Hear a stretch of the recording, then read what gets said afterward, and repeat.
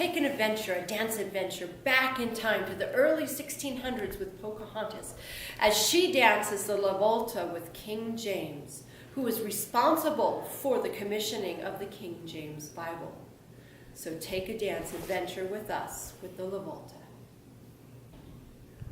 At the beginning of our La Volta, we're going to give honors to our partner with a curtsy and bow. They will look like this.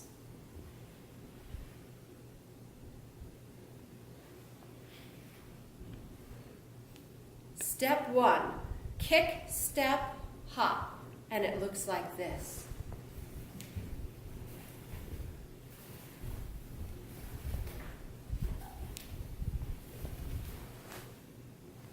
Go. Step 2 is our basic with lift or to caper, and it looks like this.